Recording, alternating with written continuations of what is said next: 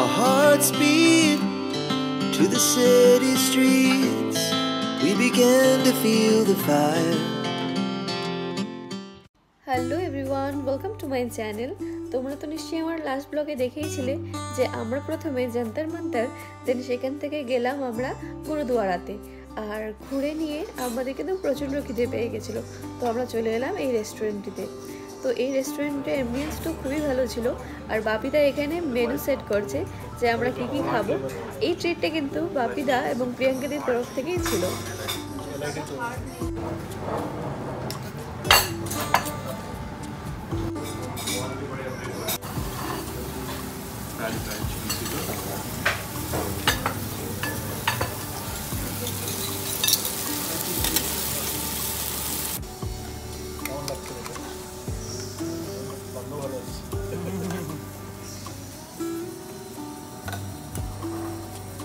আমরা প্রথমে নিয়েছিলাম কিছু ড্রিঙ্কস, আর তারপর এই রেস্টুরেন্টের যেটা ফেমাস ফুড আইটেম সেটা হলো সিজলার।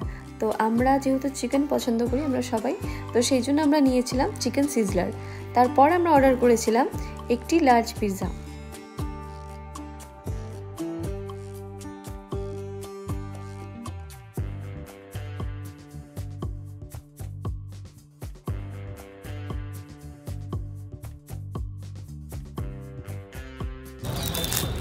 মিঠা পান নরমাল মিঠা পান কুটুকে খাইয়ে দিয়ে খুলে দেখান। ইলে বাবুলে পান খায় পান খায় বুদ্ধু বুদ্ধু বুদ্ধু বুদ্ধু পান খায়। আরে অন্নপ্রাশনের সময় পান বাড়ি বাবা রে নিয়মের সময় পুরো পানটা খেয়েছে। এই দা বাটারস্কচ পান। আরে বাবা খুলো। এদের হ্যাঁ এদের দোকানটার নাম রেস্টুরেন্ট থেকে বেরিয়ে আমরা সোজা চলে গেলাম এই ফেমাস পান দোকানে। আর এটা আমি খাচ্ছিলাম ফায়ার পান। ফায়ার পান এর আগে আমি কখনো খাইনি, অনেকবার দেখেছি, ইচ্ছাও ছিল, আর সেই ইচ্ছেটাও কিন্তু পূরণ হয়ে গেল। তো এটা ট্রাই করে আমার মনে হলো প্রথমে একটু ঠোঁটের দিকে ফিল হয় ফায়ারের হিটটা, কিন্তু পরে কিন্তু বেশ ভালো লাগে খেতে। আর পুরো হার্শি সিরাপ দেওয়া থাকে জন্য ওই ফায়ারটা কিন্তু ওখানে অ্যাডজাস্ট হয়ে যায়। বেশ ইউনিক একটা জিনিস। ফ্ল্যাট করে করলাম, ফ্ল্যাট করি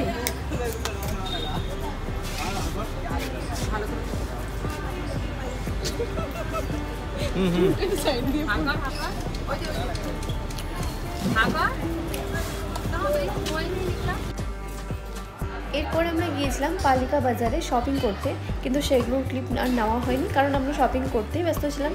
এবং তারপর সেখান থেকে সোজা চলে এলাম এই আইসক্রিম পার্লারে। এটি কিন্তু নেচার্সের আইসক্রিম পার্লার, আর এখানের আইসক্রিম তো দুর্দান্ত। আর আমাদের পুটুকে দেখো ফাঁকা জায়গায় পেয়ে কত খেলাধুলা করছে। খাই খাই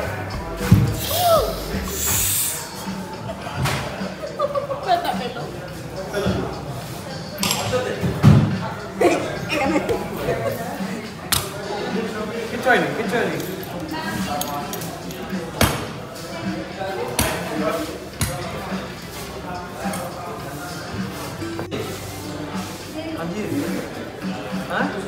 থ্যাংক ইউ।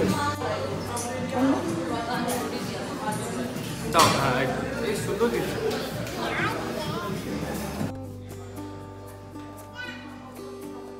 আমি এই প্রথমবার নেচার্সের আইসক্রিম ট্রাই করলাম, আমার কিন্তু এটা বেস্ট মনে হলো। সেখান থেকে আমরা সোজা বাড়িতে চলে গেলাম, কারণ আমাদের ট্রেন ছিল রাত 11টার সময়। আর ট্রেনে উঠে আমরা ঘুমিয়ে পড়েছিলাম, তাই সকাল থেকে আবার ব্লগটি করছি। এখানে ট্রেনের লোকেশন ট্রেস করা হচ্ছে, কারণ এখানে একটা অর্ডার দেওয়া হয়েছে। তো জোম্যাটো থেকে কি অর্ডার দিয়েছে ট্রেনে? Barbecue nation. ভাবা যায় মানুষজন এরকমও মানুষজন হয় ট্রেনে নাকি বারবিকিউ নেশন।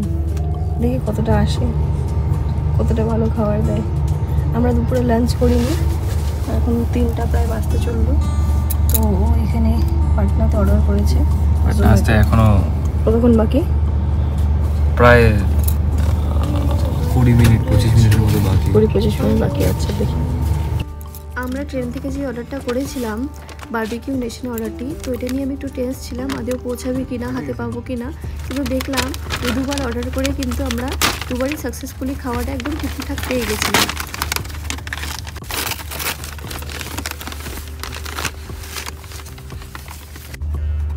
খোলাই মুশকিল। এটা ক্রিসপি কর্ন মেবি।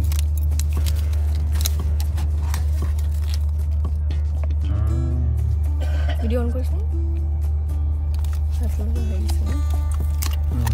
ঠান্ডা যাবে না তখন।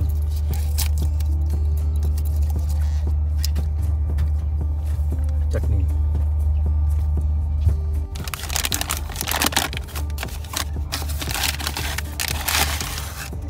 পরোটা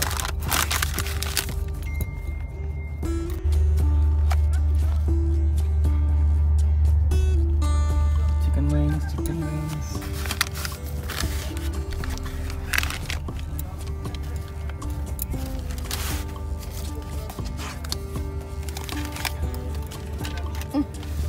পুড়িয়ে গেল চাটনি।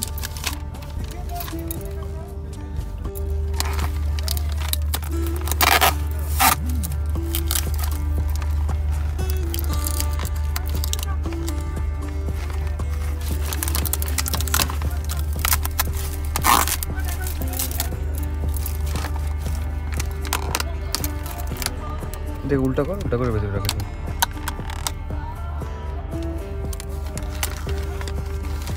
আস্তে করে ওঠা। আমাদের এই খাওয়াটা একটু ঠান্ডা হয়ে গিয়েছিল ঠিকই, কিন্তু ট্রেনে বসে এত সুন্দর খাওয়া পাওয়া সেটা কিন্তু একটা এক্সাইটিং ব্যাপার ছিল। আর আমাদের এই ব্লগটি এখানেই শেষ করছি।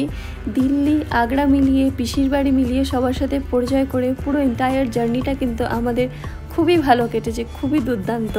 তো হয়তো আবার দিল্লি আগ্রা যাব, কিন্তু ফার্স্ট টাইমের এক্সপিরিয়েন্স, ফার্স্ট টাইমের ভালো লাগা সবসময় কিন্তু স্পেশাল হয়। এটা আমাদের দুজনের জন্য সারা জীবনের জন্য সুন্দর মেমোরি হয়ে থাকলো।